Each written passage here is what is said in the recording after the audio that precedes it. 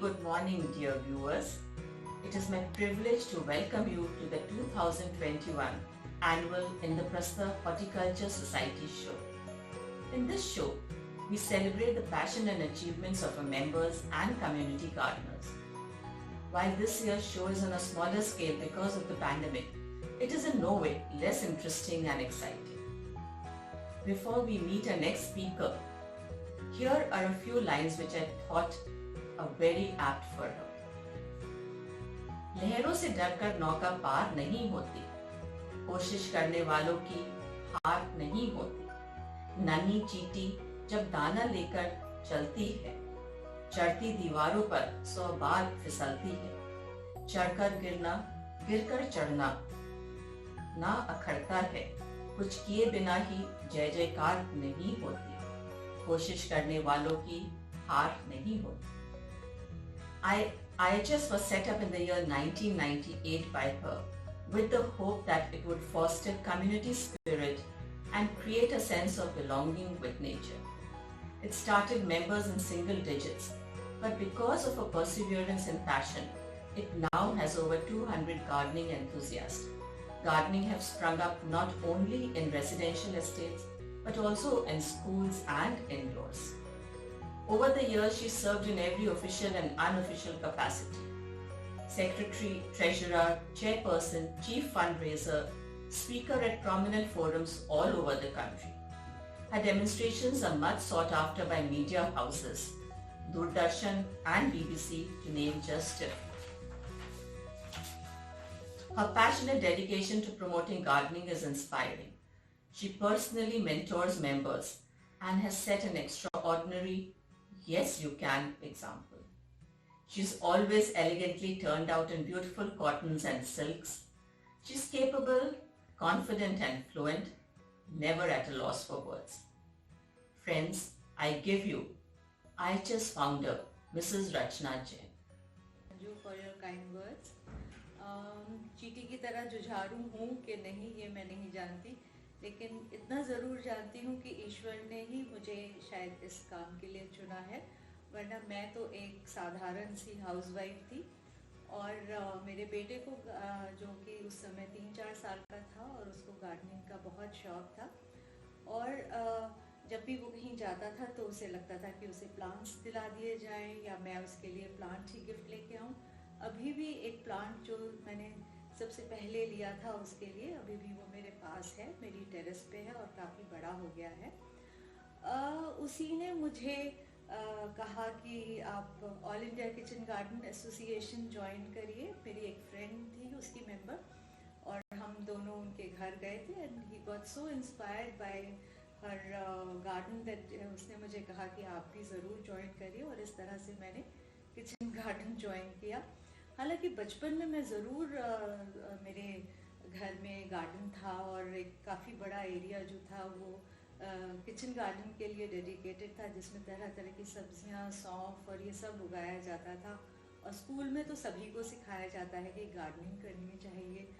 और फिर kitchen garden जब मैंने ज्वाइन किया तो वहाँ पे मुझे बहुत ही अच्छा लगा, और मैंने वहाँ पे जितने भी कोर्सेज हो रहे थे, बेसिक गार्डन ट्रेनिंग कोर्स और बॉन्साई और जितने भी कोर्सेज वहाँ थे वो सब मैंने ज्वाइन किए, और मुझे बड़ा अच्छा लग रहा था।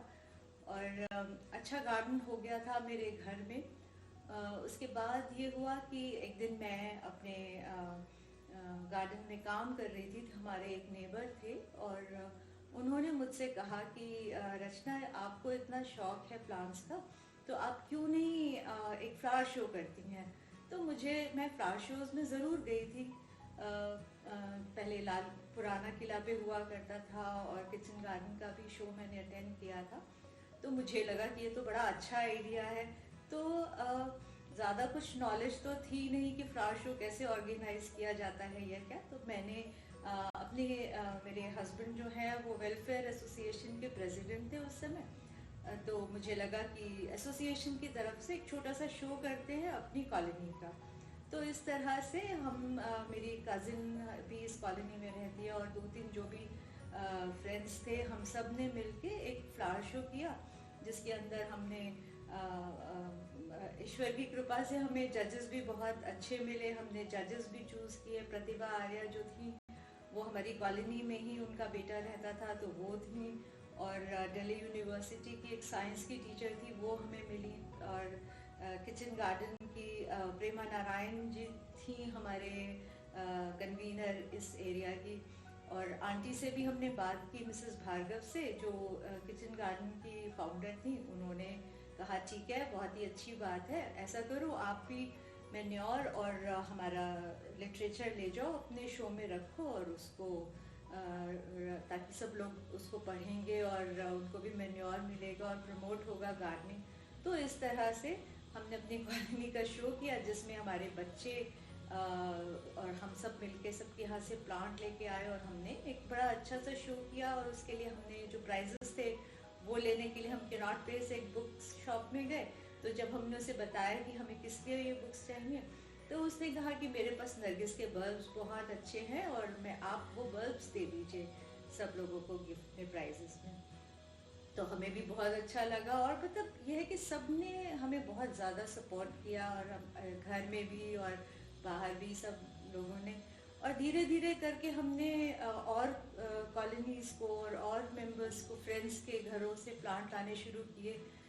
किसी कार में जा रहे होते थे, किसी के घर भी प्लांट्स अच्छे दिखे तो वहीं गाड़ी रोक के और उसकी घंटी बजा के कह दिया करते थे, भाई आप अपने पौधे लेकर आइए, हम लोग एक शो कर रहे हैं। इस तरह से हमने शो करना शुरू किया। फिर जब 3 साल बाद हमें लगा कि हमें और ज़्यादा ग्रो करना चाहिए और लोगों को जोड़ना चाहिए, तो प्लांट्स से रिलेटेड एनवायरनमेंट के लिए हम अच्छा काम कर रहे हैं, तो हम बाहुबली डीडीए पार्क में गए और वहाँ सब हमने शुरू किया। हमने इंस्टीट्यूशंस को अपने साथ जोड़ा कि वो लोग भी अपने प्लांट्स लाएं। स्कूल कॉलेजेस में गए, उनको भी हमने रिक्वेस्ट किया कि इस तरह से हम शो करते हैं और कंपटीशन में पार्टिसिपेट करिए। तो एक किस्सा इस तरह से हो गया कि मैं तो अकेला ही चला था, राही जानब और कारवा बढ़ता चला गया, लोग मिलते गए, कुछ ऐसे ही शब्द हैं। तो इस तरह से ये शो जो है आज इस साल हमारा 23वां साल है और काफ़ी बड़े रूप में ये हो गया है। और शो के अलावा भी जो हम लोग मंथली मीटिंग्स हैं, पहले तो हम किचन गार्डन की ही मीटिंग्स किया करते थे। फिर हमें लगा कि हमारे बहुत सारे लोग जो हैं दूसरी दिल्ली के साइड नहीं जा पाते, तो हमने अपनी मीटिंग्स को थोड़ा और वाइडन किया। तो और बहुत एक अपना इंद्रप्रस्था हॉर्टिकल्चर सोसाइटी हमने फॉर्म की कई साल पहले, और उसके अंदर हमने और भी एक्टिविटीज़ फ्लावर शो के अलावा भी शुरू की। और हमने सबसे ज़्यादा जो हम 3-4 बातों के ऊपर हमने जोर दिया। सबसे पहली चीज़ जो थी वो ये थी कि हम पेस्टिसाइड्स का इस्तेमाल ना करें, ऑर्गेनिक गार्डनिंग करें। कई लोगों का ये भी कहना था कि गमलों में हम यूरिया डालें तो क्या है, ज़मीन में नहीं जाएगा। पर मुझे लगता था कि मिट्टी कभी ना कभी तो ज़मीन में जाएगी ही। और जब हम ऑर्गेनिक वेजिटेबल्स उगा रहे हैं, जैसे किचन गार्डन का और लाल बहादुर शास्त्री जी का ये नारा था, जय जवान जय किसान, तो हम लोगों ने जब उस पे चल रहे थे तो हमने अपने मेंबर्स को इस बात के बिल्कुल उन्हें हमने भुला दिया कि केमिकल्स भी कुछ होते हैं जो कि पौधों में डाले जा सकते हैं। टोटली हम लोगों ने अपनी किचन वेस्ट के ऊपर ही हम काम कर रहे हैं। और इस तरह से जो सेकंड हमारा वो था वेस्ट मैनेजमेंट का, तो वेस्ट मैनेजमेंट भी हो गया हमारा। और हमने और भी चीज़ें मेंबर्स को बताई, जैसे पानी वेस्ट ना करें और उस तरह से एंजाइम्स और कंपोस्टिंग, इन सब पे हमने बहुत जोर दिया ताकि वो लोग वेस्ट ना बढ़ाएं और किस तरह से वो चीज़ों को रिसाइकिल करें, रीयूज़ करें।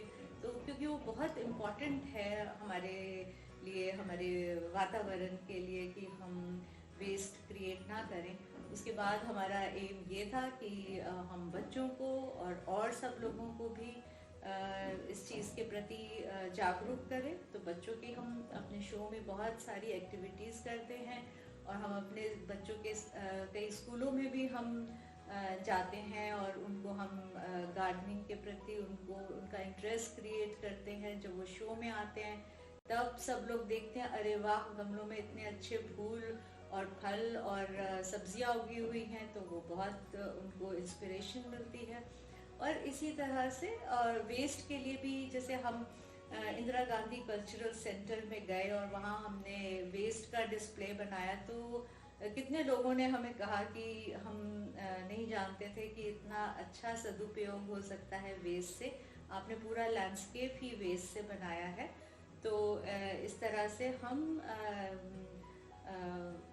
इसी तरह से आगे चल रहे हैं और सभी लोगों को चाहते हैं कि वो भी ग्रीनरी की ओर बढ़े और वेस्ट क्रिएट ना करें, कम से कम वेस्ट करें और सब चीज़ों को अच्छे से इस्तेमाल करें। और एनवायरनमेंट का हमें बहुत ख्याल करना है हर चीज़ का। Thank you so much. रोके रुकू मैं ना, क्योंकि उंगली पकड़ ली सपनों की, आए हैं खुशियों के पंछी, खुली जो खिड़की मेरे बगिया की।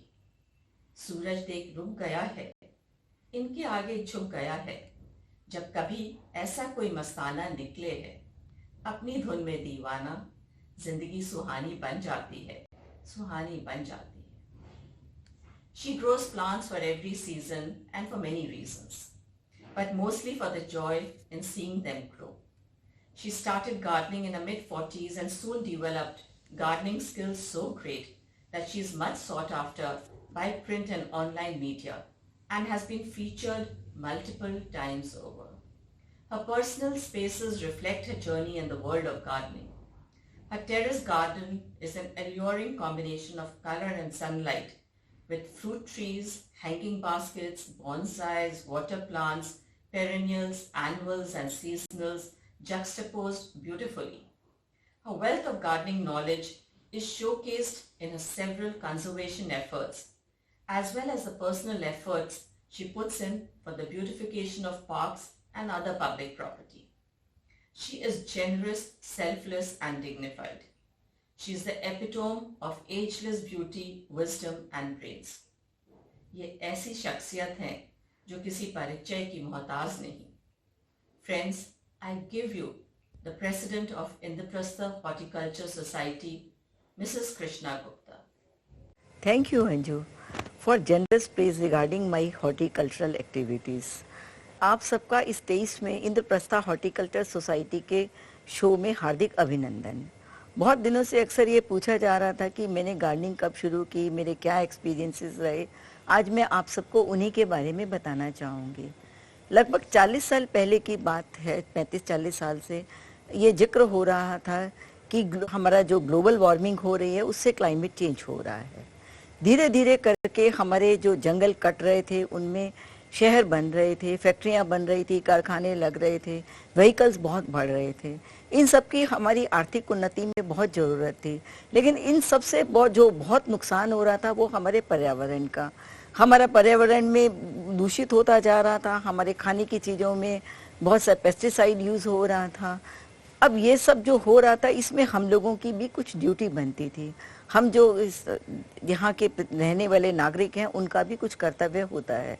यही सोच करके मैंने सोचा कि मैं कुछ गार्डनिंग शुरू करूँ, जिससे कुछ मैं पौधे उगाऊं तो कुछ हमारा पर्यावरण साफ हो। अब ये सोच तो मैंने लिया, लेकिन मुझे कुछ खास इसके बारे में नॉलेज नहीं थी। वो उतनी ही नॉलेज थी कि घर में 10-20 प्लांट थे, जैसे जनरली होते हैं, और वो कुछ दिन में मर जाते, हम दूसरे और ले आते।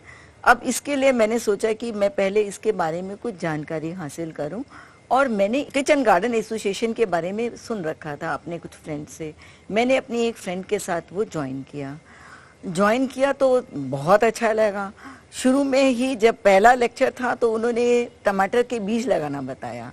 टमाटर के बीज जब मैंने लगाए तो मुझे याद है कि पहली बार में ही मेरे 58 जो है सीड्स स्प्राउट हुए और 58 उसकी सैपलिंग्स रेडी हो गई।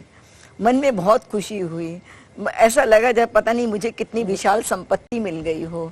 धीरे धीरे करके वहाँ जब मैंने जाना शुरू किया, फल सब्जियाँ और सब कुछ भी बहुत कुछ उगाना सीखा। आहिस्ता आहिस्ता कुछ क्लासेस में बॉन्साई के बारे में, कुछ में बॉन्साई सीखे, कुछ में कैक्टाई के बारे में भी पता चला। कैक्टाई के बारे में जो हमारी एक धारणा थी कि नहीं ये ऑस्पिशियस नहीं होते, ये हमारे लिए बैड लक लाते हैं, वो सब बातें भी ख़त्म हुई वहाँ जा करके। और जब मुझे लगा कि नहीं, ये तो उनसे भी सब पौधों से ज़्यादा अच्छे पौधे हैं।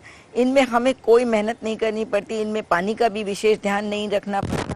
और इनमें सबसे बड़ी बात है, वहाँ जो हम लोगों को बताया गया कि इनसे भी आप अपनी क्रिएटिविटी दिखा सकते हो। ज़रूरी नहीं है कि हम जनरल प्लांट्स में ही हम गार्डन बना सकते हैं, दिखा सकते हैं। आप देख रहे हो कितना सुंदर कैक्टस गार्डन, और ये शायद दूसरे पौधों से ज़्यादा खूबसूरत लग रहे हैं। इसी तरह से वहाँ धीरे धीरे करके हमने बॉन्साई सीखा, ट्रे गार्डन बनाने सीखे। हर बार जब भी कुछ जाते, जब पहली बार बास्केट में प्लांट लगाया तो बड़ा अच्छा लगा, एक नया तरीका मिल गया। घर में अगर जगह नहीं भी है तो हम हैंगिंग लगा सकते हैं। तो कुल मिला के मेरा लगभग 10 साल में मेरा एक्सपीरियंस बहुत अच्छा रहा, और धीरे धीरे करके मैं सब तरह के प्लांट लगाना सीख गई। मैंने वाटर प्लांट भी लगाए, मैंने हर्बल प्लांट्स भी लगाने सीख गए, और मन में एक संतोष की प्राप्ति हुई। बहुत अच्छा लग रहा था। लेकिन फ्रेंड्स, ऐसा नहीं है कि इन सब के बीच में कोई परेशानी नहीं हुई हो। परेशानियां बीच में आई जरूर। कब पता नहीं था, ठीक टाइम पे बीज नहीं लगाए, नहीं उगे, मन में थोड़ा परेशानी हुई। नेक्स्ट टाइम उस समय जान करके ठीक लगाए। कटिंग प्रूनिंग के बारे में भी मालूम नहीं था।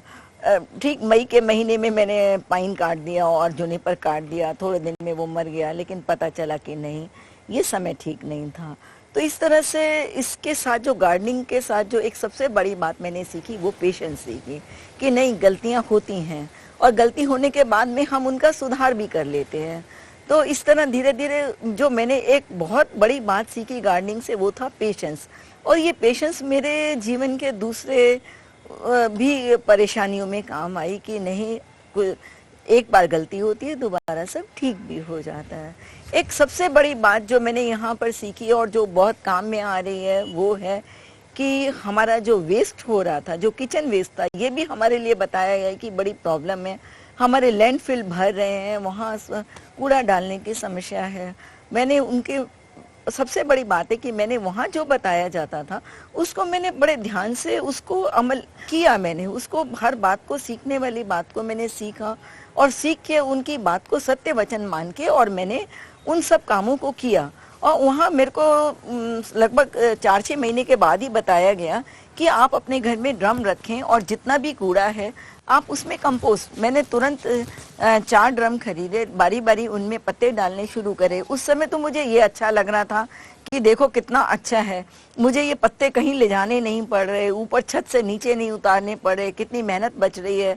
और जो मैं कूड़ा उठवाती थी जमादार से, उसकी भी जह से बच रही हूँ। लेकिन बहुत अच्छा मुझे तब लगा जब मैंने देखा कि साल भर बाद एक बिल्कुल काली खाद, उस काली खाद को मैंने अपने पौधों में डालना शुरू किया। मेरे पौधों की हेल्थ बहुत अच्छी हुई, और उनको देख के मन तो और भी ज़्यादा खुश होने लगा कि हम देखो कितना सारा वेस्ट। और इसी तरह से सीखते सीखते मैंने छोटे छोटे जो खाली डब्बे थे, घर में कोई मग थे, कोई पाइप थे, कुछ भी चीज़ें थी, उन सबको भी इस्तेमाल करना शुरू किया। इस पूरी यात्रा के दौरान मुझे सबसे अच्छा जो फ़ायदा हुआ कि वहाँ पर मुझे कुछ लाइक माइंडेड लोग मिले। उनके साथ हमारे लगभग फैमिली रिलेशंस हो गए, और उनके साथ अब हमारा उठना बैठना हो गया। कोई फंक्शन होता, कोई कुछ होता, हम सब मिलते, एक बॉन्डिंग हमारी बढ़ती चली गई।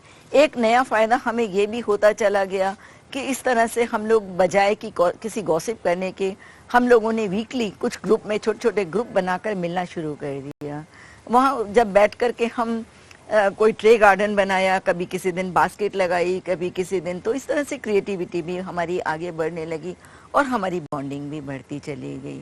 अभी ये सब चल रहा था। लगभग 10 साल में आप देख रहे हैं मेरे पास सब तरह के प्लांट हो गए, बास्केट्स लग गए, सब हो गए। तो इसी के चलते फिर हमें लगा कि हम जाया करते थे दिल्ली के दूसरे भागों में, हम जाया करते थे फ्लावर शो देखने। हम साउथ दिल्ली जाते थे, हम वेस्ट दिल्ली जाते थे।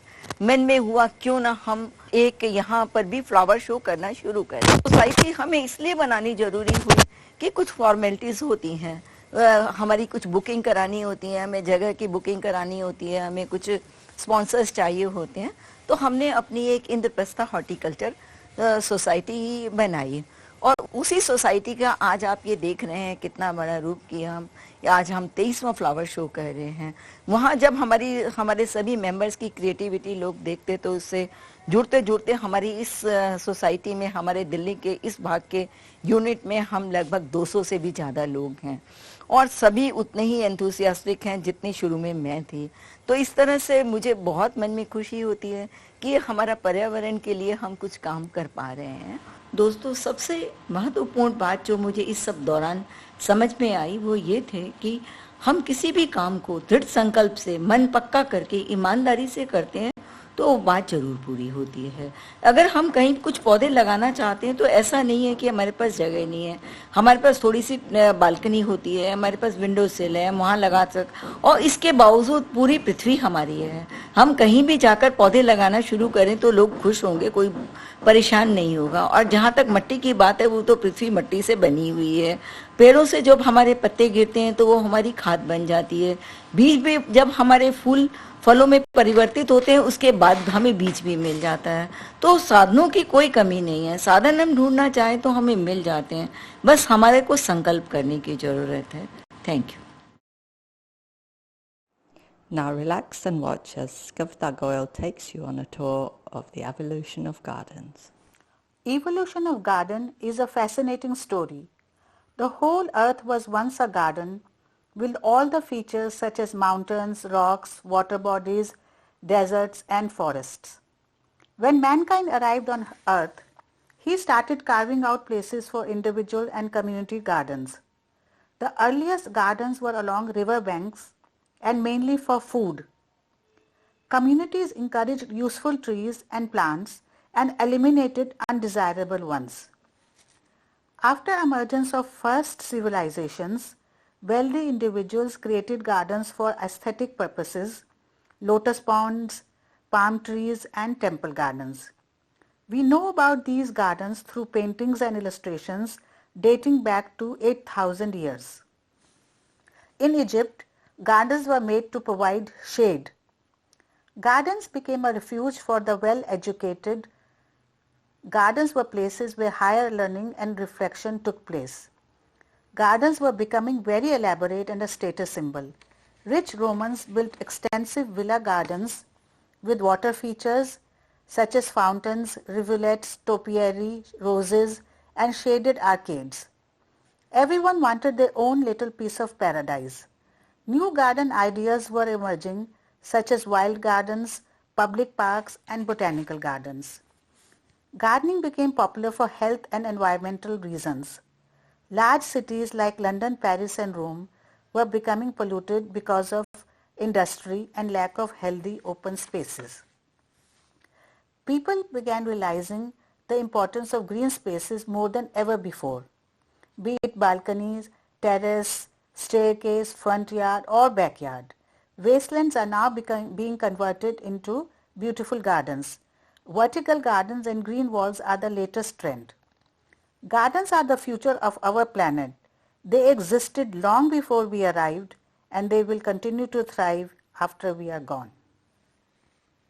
Not only individuals but institutions are also making efforts to retrieve green spaces within Delhi's concrete jungle.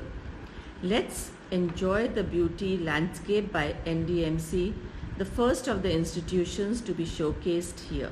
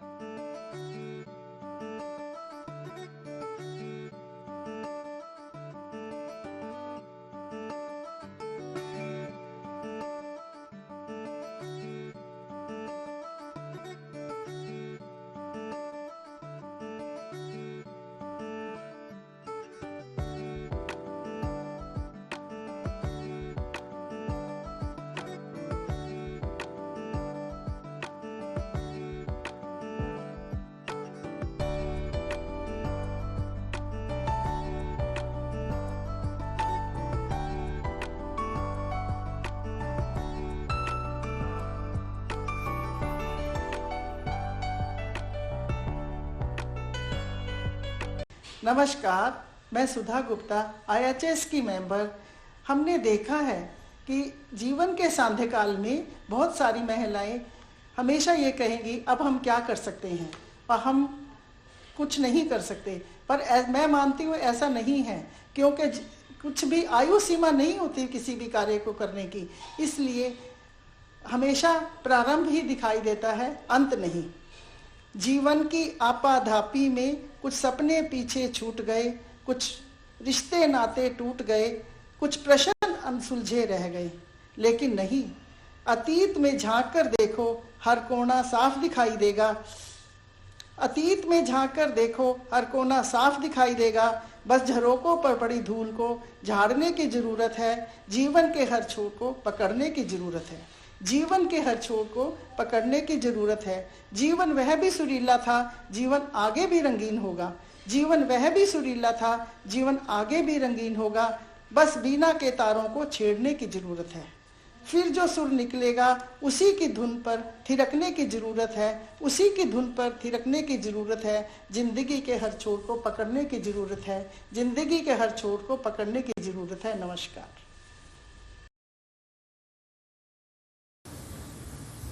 Gardening की वजह से मेरे जीवन में बहुत बदलाव आया।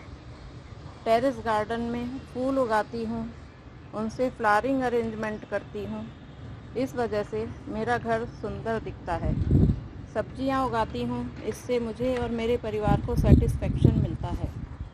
मेडिसिनल प्लांट्स और हर्ब्स उगाती हूँ, इसके इस्तेमाल करने से मेरा और मेरे परिवार का स्वास्थ्य अच्छा रहता है। गार्डनिंग में नए एक्सपेरिमेंट करने से क्रिएटिविटी तो बढ़ती ही है, साथ ही मेडिटेशन भी हो जाता है, जो मुझे इंटरनली पीस देता है। वेजिटेबल्स के साथ ही फ्लावर्स लगा रखे हैं, जो पेस्ट कंट्रोल का काम करते हैं। इसके लिए मैं IHS का धन्यवाद करती हूँ।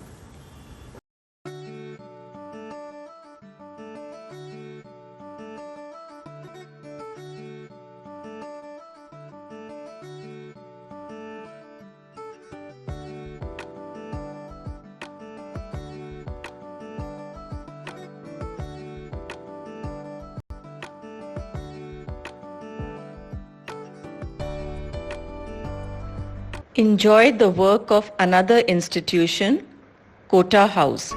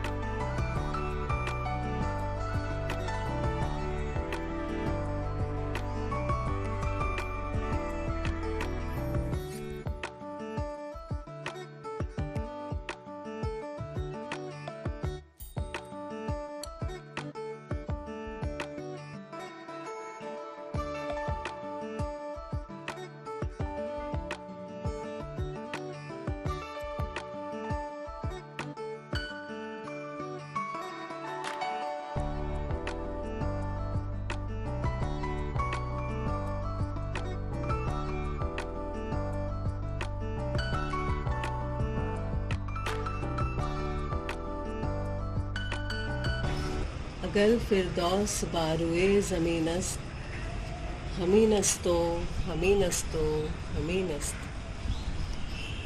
यदि कहीं स्वर्ग है तो वो यही है, यही है, यही है। मैं सुविधा मिस्त्री, मैं चिल्ड्रन बुक इलस्ट्रेटर हूँ। गार्डनिंग का शौक़ मुझे बचपन से ही था, बट प्रॉपर गार्डनिंग मैंने अभी 3-4 इयर्स पहले ही स्टार्ट करना शुरू किया। And gardening has been a spiritual journey for me. There's so much to learn about life. Each and every stage of the plant is teaching you something. One of the most interesting part of gardening, which I am learning and observing these days, is we arrange our plants in such a way so that they support each other, they create harmony, they make a beautiful environment. वो अपने आप ही एक दूसरे को support करके कैसे flourish करते हैं. एक क्रीपर कैसे अपने साथ वाले प्लांट का सहारा लेकर आगे बढ़ता है. तब मुझे लगता है क्यों नहीं हम अपनी सोसाइटी, अपने फ्लैट्स, अपने नेबरहुड या फिर इस प्लैनेट के ऊपर इस तरीके की हार्मनी क्रिएट कर सकते हैं. वो बिल्कुल डिफरेंट होते हुए भी, उनका कैरेक्टरिस्टिक्स बिल्कुल डिफरेंट होते हुए भी वो एक दूसरे को अपना लेते हैं. They accept each other as it is. One of the most beautiful and overwhelming experiences developing a society's gardens. मुझे ऐसा लगता है जैसे वो बर्ड धीरे धीरे उड़ने की कोशिश करता है, पंख फैलाकर उड़ना सीखता है. उसे अंदाजा ही नहीं हो सकता कि वो अब कितना ऊंचा उड़ सकता है. सिमिलर फीलिंग मेरे मन में आती है जब मुझे लगता है कि कैसे मैंने अपनी बालकनी को डेकोरेट किया, फिर उसके बाद टेरेस गार्डन डेवलप किया, फिर सोसाइटी के गार्डन्स को ब्यूटीफाई, 3 बड़े गार्डन्स को ब्यूटीफाई किया. So it has been such a beautiful journey all together. I feel so blessed. So it's a beautiful journey and I am grateful to the IHS. It is just because of their support I could do this, and thank you so much for your support. I'm enjoying each and every moment of it. Thank you. Did you just ask me what IHS means to me? It's my lifeline and my extended family. Plants के बारे में बहुत कुछ सीखा है. I put it into practice every day. But yes, I've learned 2 most important human values, sharing and large-heartedness. Hello friends, मेरा नाम जसजीत है. पौधों का शौक तो मेरे को बचपन से ही था. पहले बस पौधे जो थे बड़े ही हो जाते थे, बट जब से मैंने IHS ज्वाइन करा है मैंने उन्हें एक्चुअली पालना सीखा है. मैंने कभी पॉट्स में सब्जियां नहीं लगाई. कृष्णा जी से पौध लाकर मैंने सब्जियों के पौधे उगाए हैं. बायोएंजाइम्स मैंने कभी नहीं बनाए थे. बायोएंजाइम्स बनाए और उन्हें अपनी स्किन प्रॉब्लम्स के लिए यूज़ भी किया और मुझे काफ़ी फ़ायदा भी हुआ. तो ये पिछले 1 साल से मैं काफ़ी ऑनलाइन टॉक्स, रेगुलर पोस्ट के सहारे मैंने काफ़ी कुछ सीखा है. And all I can say is IHS is a regular source of guidance and encouragement. Thank you. And now for the splendor of Navy House Gardens.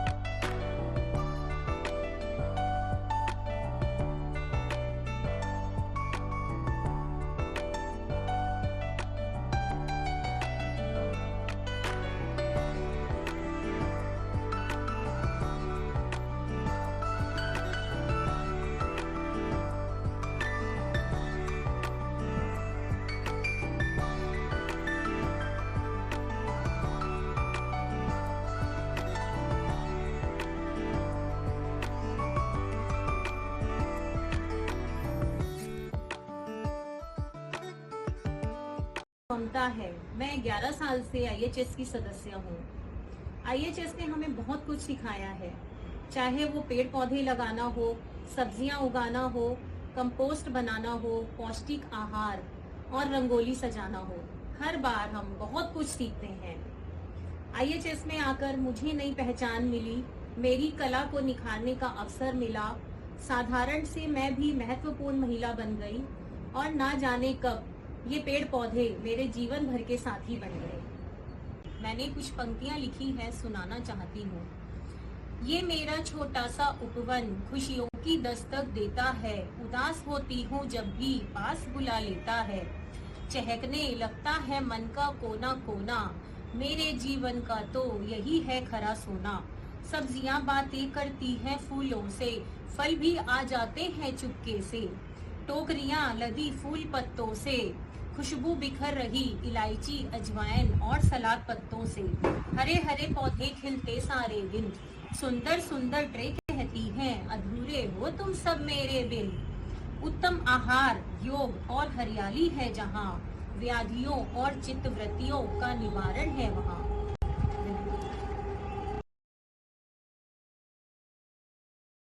मेरी एसोसिएशन इंद्रप्रस्थ हॉर्टिकल्चर सोसाइटी में बहुत साल पहले से है।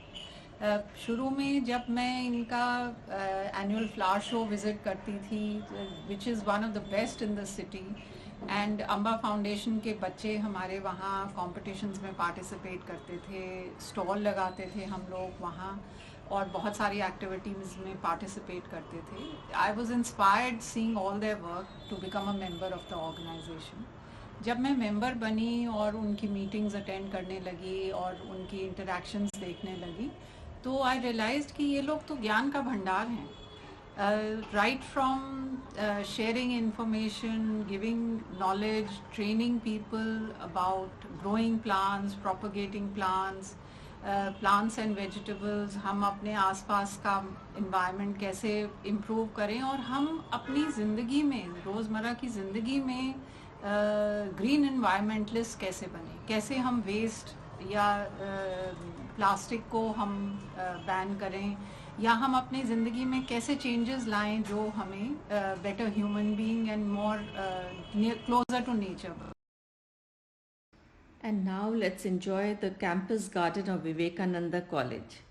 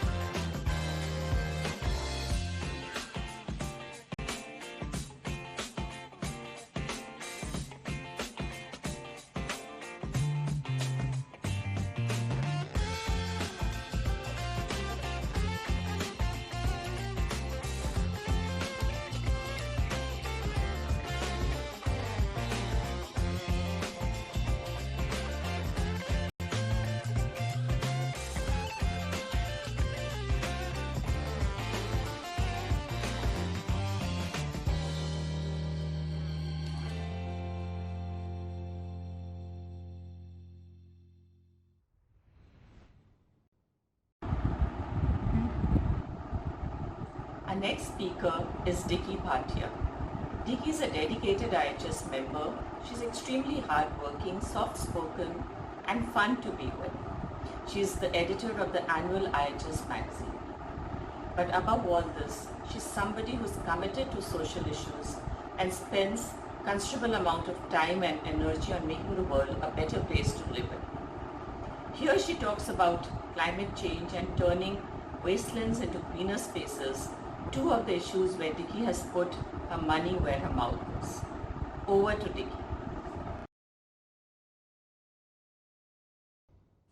Hello everyone, my name is Dicky Bhatia and I hope you're enjoying the show so far. I want to take a few minutes now to talk to you about something that's serious, something serious that's affecting all of us, and that's climate change. First of all, what is climate change and how does it affect us? Well, the science behind it is very vast and complicated, but here's my simple take on it. Since the 1950s, we've seen a huge surge in the amount of carbon dioxide that's being released into the atmosphere. And that's due to our increased use of fossil fuels such as coal and oil, which help to power the increased number of vehicles in our roads, in our seas and in the air, and also to run our factories and our homes. This carbon dioxide, along with other toxic gases such as methane, form a layer in the atmosphere. And when the sun shines, the heat from the rays of the sun get trapped between this layer and the earth, causing the earth's temperature to rise. And that's what we all know as the greenhouse effect. It's this greenhouse effect that's causing all the freak and extreme weather conditions that we see happening, such as floods, hurricanes, icy cold weather, unusual heat waves. And also it's the cause of the changing weather patterns happening all across the world. A few years ago, I went to Ranikhet, and while there, I talked to some locals, and they told me that they are now seeing less cold winters of shorter duration, with the result that the number of fir trees that are growing there are declining. This is a direct consequence of climate change.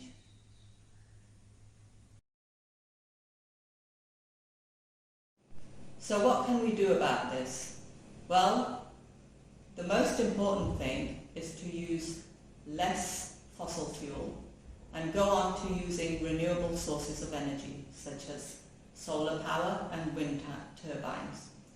It's really heartening to see our young people take a lead in this.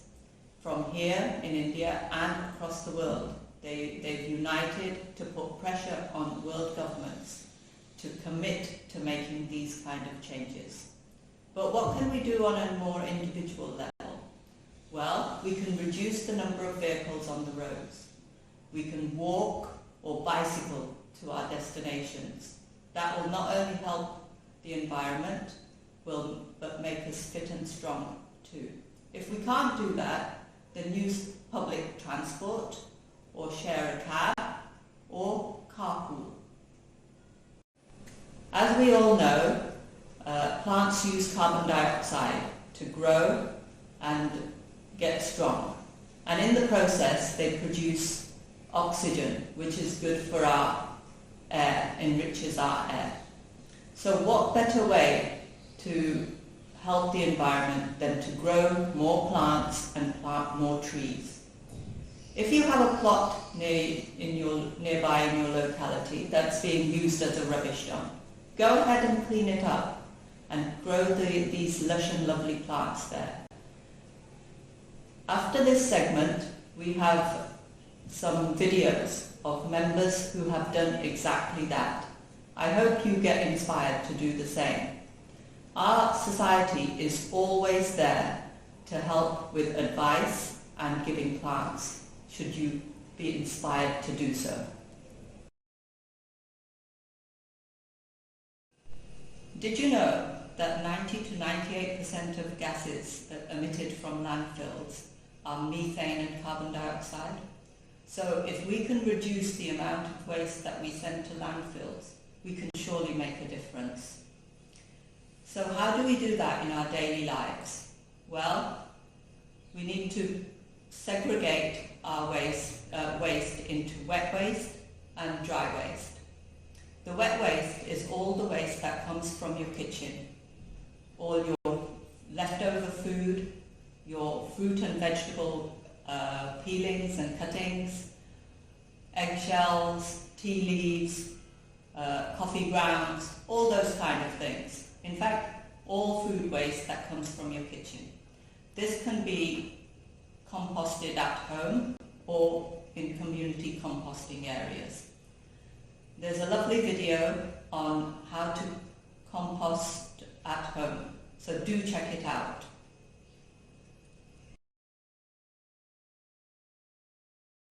The dry waste can be separated into that which can be recycled and reused, and that which really needs to be thrown away. In our household, we've been doing this for many years now, and believe me, there's not very much left to throw away. So, plant lovers like us can visualize growing a plant in anything, be it empty bottles, broken cups, broken bowls, empty containers, broken teapots, empty milk sacks. In fact, you name it and we'll grow a plant in it. For the last few years now, our society has implemented a rule of no disposables at our meetings. So each member has to bring their own reusable plate, spoon and glass to their meeting. We have one meeting a month and there are at least 30 members at a meeting. So I've calculated that with this rule, we have saved at least 3,000 disposables from going to the landfill sites. That's quite an achievement. Such a small step can make a big difference. Another small step that can make a very big difference is to carry your own shopping bag. I carry mine in my handbag all the time. Say no to the plastic bags, and in fact any bags from your vendors. Take your own bag with you. There are so many ideas on the internet. Do go and check them out, or have some ideas of your own. In the end, I would like to urge each and every one of you to make a pledge today to bring these changes into your daily lives so that our future generations can enjoy a happy, healthy, beautiful and vibrant world.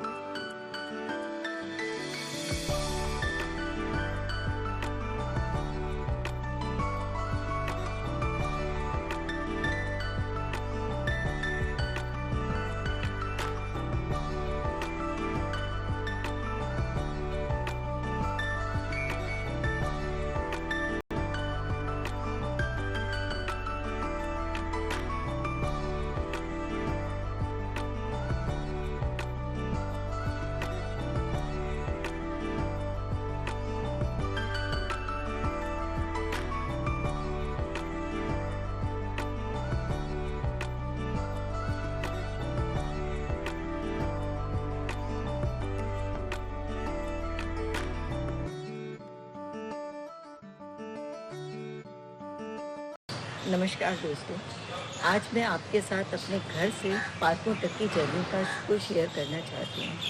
मेरा जन्म दिल्ली में हुआ और मैं दिल्ली में ही पली बढ़ी हूँ। बचपन में हमें कोई आइडिया नहीं था, पॉल्यूशन वर्ड हमने सुना भी नहीं था। खाली 3 मौसम जानते थे, गर्मी, सर्दी और बरसात। और घरों में हम थोड़े बहुत पेड़ पौधे जितनी जिसके घर में जगह होती, खाली सुंदरता बढ़ाने के लिए 5-7 पौधे जिनके घर में ज़्यादा जगह होती वो ज़्यादा लगाए होते थे। एक तुलसी का पौधा ज़रूर होता था सबके घरों में। लेकिन जैसे जैसे हम बड़े हुए, देखा कि दिल्ली के अंदर बहुत सारी फैक्ट्रियाँ, कारखाने, दफ्तर और बहुत सारे बढ़ते चले गए। अब वहाँ नेचुरली जब कारखाने में या फैक्ट्री में काम करने दूसरे शहरों से लोग आएंगे तो कॉलोनियाँ भी बसने लगी, जंगल कटने लगे, जंगल कट करके कॉलोनियाँ बसने लगी। अब निश्चित ही एक जगह से दूसरी जगह जाने के लिए कुछ साधन भी चाहिए, तो इस तरह से वाहन भी बढ़ने लग गए। और वाहन बढ़े तो धुआं भी होने लगा, फैक्ट्रियों का धुआं, वाहनों का धुआं, सब कुल मिला करके पॉल्यूशन होना शुरू हो गया। और उस पॉल्यूशन के चलते जो है अस्थमा, बीपी और कैंसर जैसी, क्योंकि हमारे फूड में भी मिलावट शुरू हो गई, तो अस्थमा, कैंसर जैसी बीमारियों ने जोर पकड़ा। अब इनकी चर्चा सब तरफ चल रही थी। इस सारे पॉल्यूशन को तो दूर नहीं करा जा सकता था, हाँ, लेकिन एक तरीका था कि हम कुछ पेड़ पौधे उगाएं और उसमें सारा पॉल्यूशन तो दूर नहीं होगा, लेकिन कुछ हद तक पॉल्यूशन कम हो जाएगा। तो इसके चलते मैंने भी अपनी ड्यूटी समझी कि मैं भी अपने घर में कुछ पेड़ पौधे और बढ़ा लूँ। जानकारी नहीं थी, मैंने किचन गार्डन एसोसिएशन ज्वाइन करी। वहाँ ज्वाइन करने के बाद मुझे काफ़ी जानकारी हो गई। मुझे नए पौधे लगाना, प्रोपोगेशन करना, खाद, मिट्टी, सबके बारे में जानकारी हुई।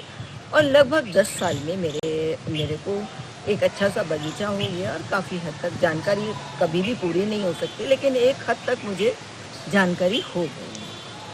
फिर अचानक ही घर के आगे एक फ्लाईओवर बना और नेचुरली हमारी गाड़ियाँ वहाँ से नहीं आती थी। हमें सर्विस लेन को इस्तेमाल करना शुरू किया। जैसे ही सर्विस लेन का दरवाज़ा खोला, पीछे एक बहुत बड़ा डंपिंग ग्राउंड बना हुआ था, जहाँ पूरी कॉलोनी के लोग अपना जो घर बनता और वहाँ का कूड़ा पड़ने लगा। मन देख करके बहुत ख़राब होता कि हम कहाँ रह रहे हैं, क्या किसी स्लम में आ गए था। तो इसको ठीक करना भी हमारी जिम्मेदारी थी। इसके लिए फिर मैंने जो है इसको शुरू किया, कुछ एक्सपर्ट्स की से भी सहायता ली कि कहाँ कौन से पेड़ पौधे लगाए जाएं। सबसे पहले मैंने इसकी ग्राउंड को साफ़ किया, सारा मलबा हटाया। ये करते करते 4 महीने लग गए। 4 महीने लगने के बाद जब ग्राउंड क्लियर हुई तो फिर देखा कि अब यहाँ पौधे लगाए जाएं। फिर मैंने पौधों का चयन, क्योंकि यहाँ पीछे ही एक मंदिर भी था, तो फिर पौधों का चयन करते वक्त मैंने इस बात का विशेष ध्यान रखा कि यहाँ पर जो पौधे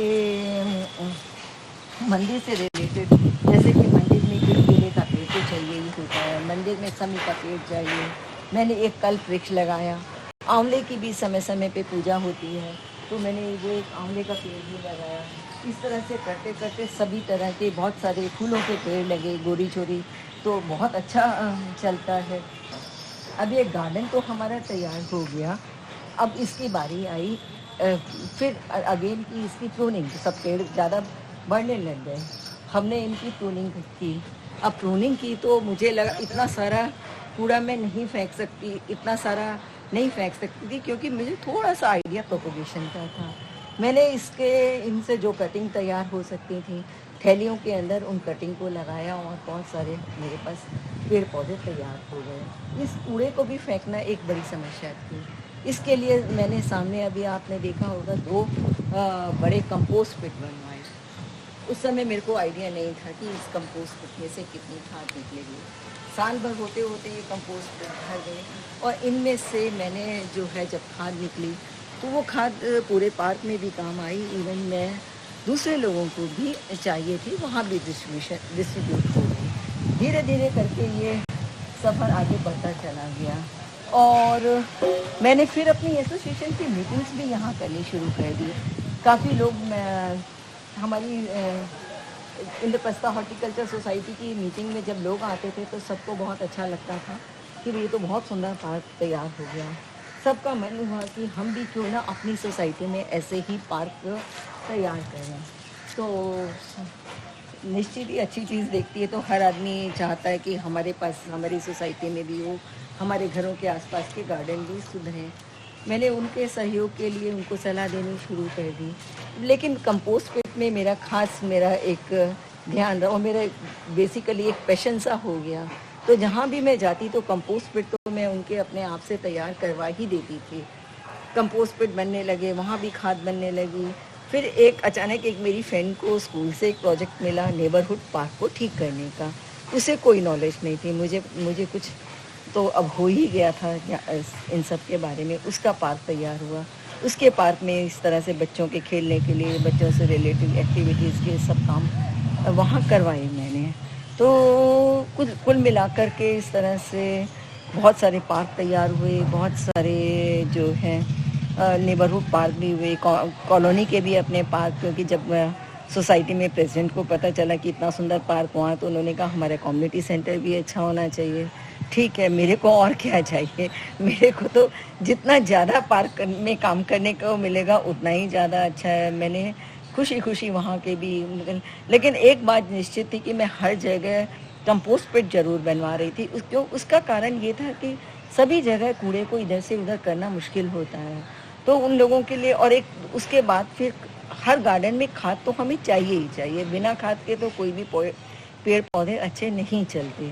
तो वहाँ सब जगह कंपोस्ट पिट बनवाए, सब जगह खाद बनवाई और इस तरह से लोग सब बहुत खुश थे और सब ये मेरी जर्नी आगे बढ़ती चली गई।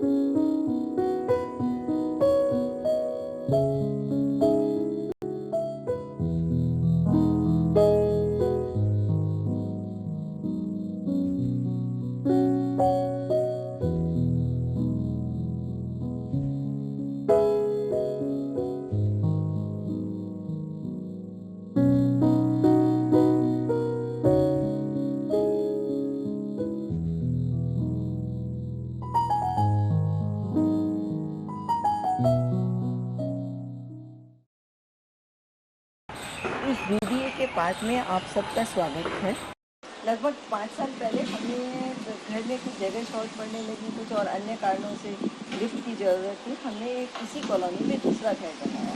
घर के सामने ही 3.5 एकड़ का पार्क था।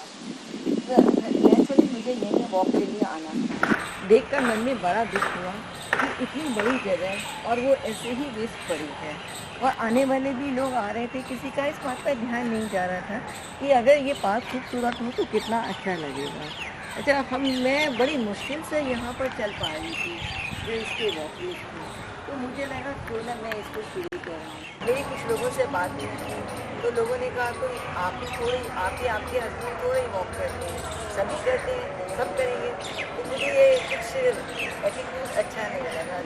मैंने फिर अपनी तरफ से इसको काम करना शुरू किया। यहाँ पे मैंने सारा ये इसको नीचे पहले बहुत सारा जो मलबा था वो हटवाया, मट्टी बिछवाई, उसके बाद बदलने डाला, और इस तरह से ये मेरा वॉकवे चलने के लायक हो गया।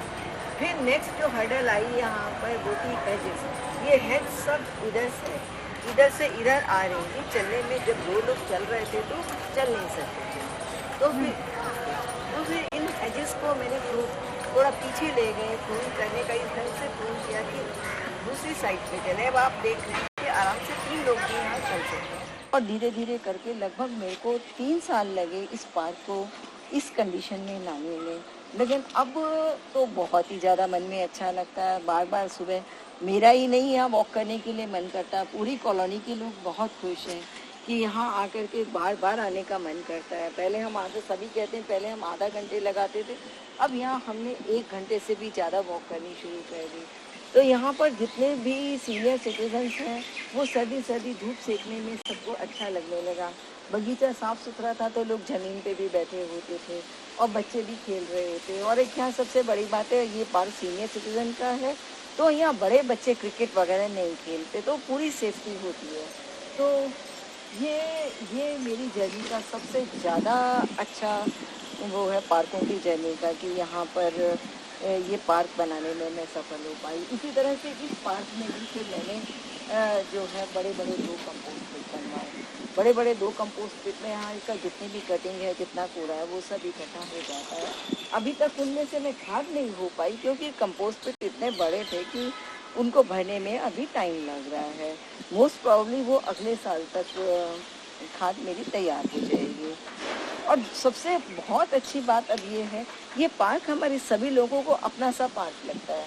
यहाँ कोई भी कूड़ा करकट होता है तो लोग दूसरे, कोई कूड़ा फेंक रहा होता है तो बच्चों को लोग मना करते हैं यहाँ कूड़ा मत फेंको। कोई फूल तोड़ रहा होता है तो अपने आप ही सब लोग ध्यान रखते हैं कि यहाँ फूल नहीं तोड़ना है।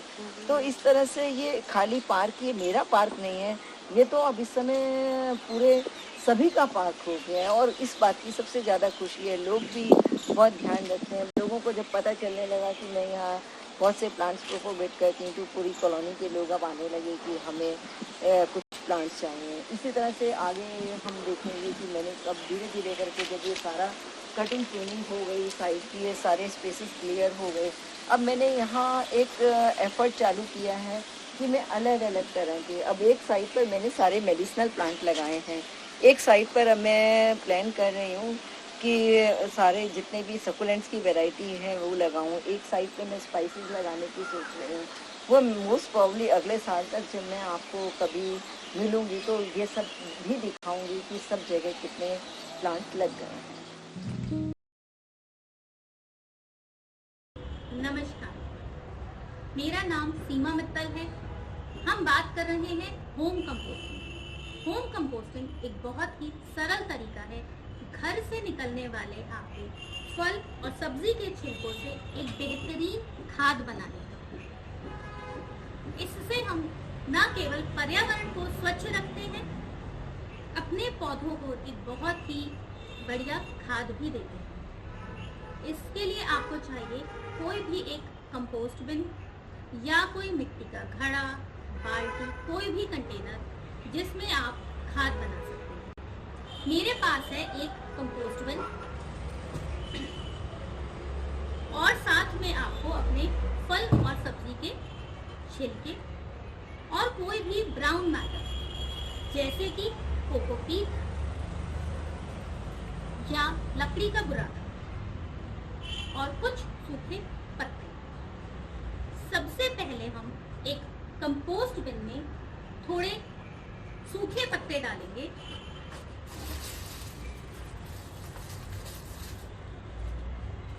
इसके बाद हमें डालना है फल और सब्जी के छिलके।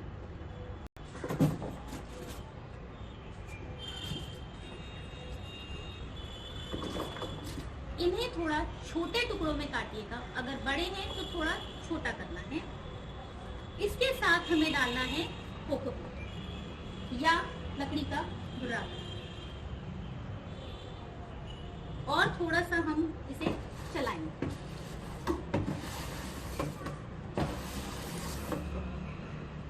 यह प्रक्रिया हमें रोजाना करनी है जब तक हमारा बिन भर ना जाए। उसके बाद उसे हम ढककर छोड़ देंगे। 1 महीने में आप देखेंगे कि आपकी बहुत ही बढ़िया खाद तैयार है। हमें सिर्फ कुछ 2 बातों का ध्यान रखना है।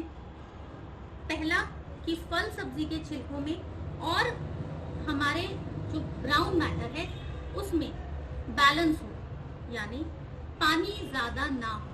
अगर पानी होता है तो आप थोड़ा ब्राउन मैटर एक्स्ट्रा डालें।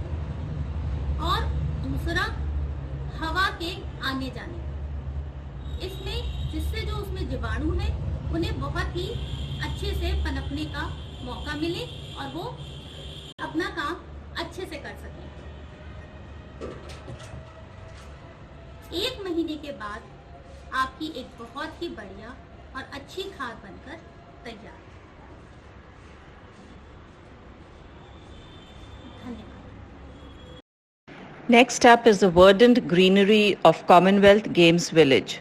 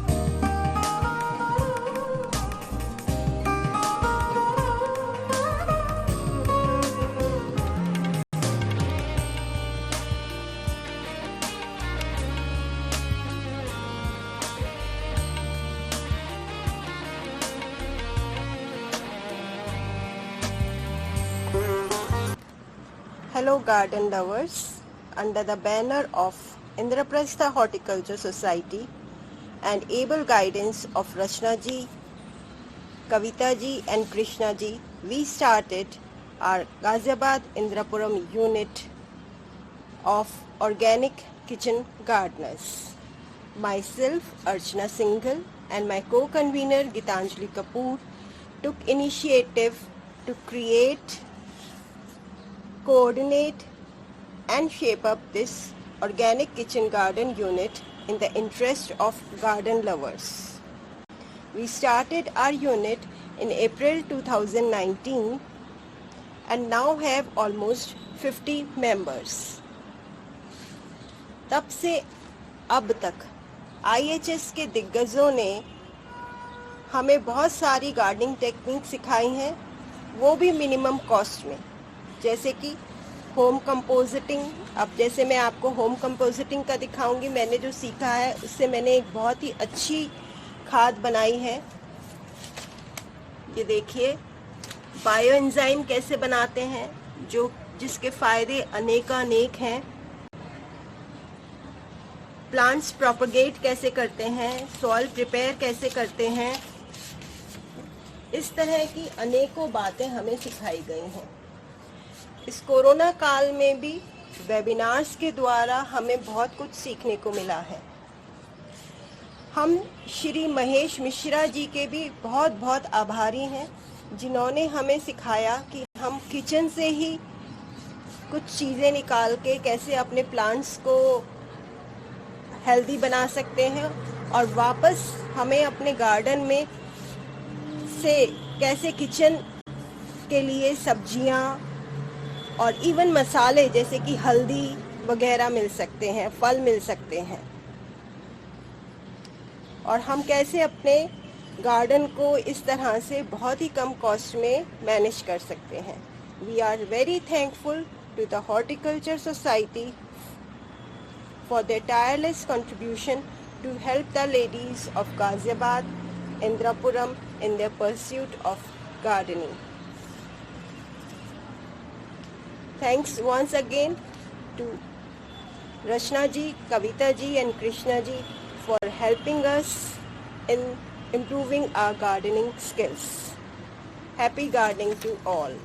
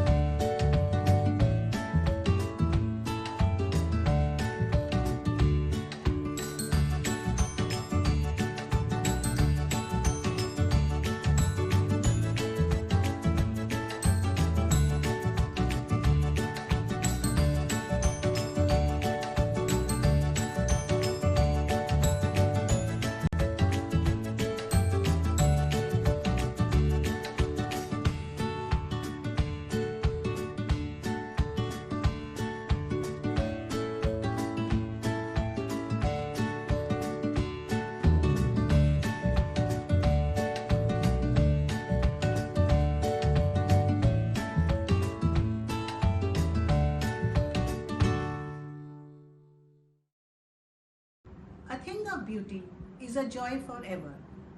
Today we have all been witness to a delightful flower show hosted by the Indraprastha Horticulture Society. Sitting in the cool environment of our home, we have been taken on a magical journey through the most beautiful gardens. These gardens have been nurtured with the love of nature lovers and watered with their perspiration.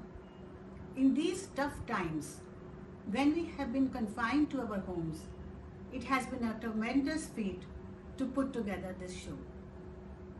Dicky Bhatia and Anju Gupta have worked relentlessly to go through all the garden videos sent by our members and non-members and to edit and mix them seamlessly. Our sincere thanks to them for the joy they brought to our hearts today. Harsimran Kaur and Deepak Kumar have done an excellent job of compiling the videos. The show could not have been compiled if the garden lovers had not sent in their videos. They had to shoot and reshoot the videos several times to meet the standards set by our team. Our thanks and gratitude to all members and non-members and to Kota House, Navy House, NDMC, Vivekanand College and Commonwealth Games Village. Our deep appreciation for your efforts in creating such enchanting gardens. Swadesh Pawarji and Jay Prakashji have given a glimpse of their awe-inspiring bonsai gardens. Many thanks to them. Our gratitude cannot be complete without our sincere thanks to the inspiration behind the whole show, our President Krishna Gupta ji and Secretary Rachna Jain ji. They have been the guidance and support behind the whole concept of the virtual show. Organizing a successful event takes a lot of hard work and preparation. Both Krishna ji and Rachna ji, along with their team, worked endlessly to make the show a success. I am sure I am echoing the sentiments of all of you when I say that I absolutely loved the entire presentation, and it was as if the scent of fresh flowers filled the whole environment. I am reminded of the famous lines of poet William Wordsworth, and then my heart with pleasure fills and dances with the daffodils. We thank you for joining the journey and hope you have enjoyed this journey as much as we enjoyed creating it. There is much more to come. Please stay with us for parts 2, 3 and 4. Each video is composed of many interesting and exciting segments. Thank you.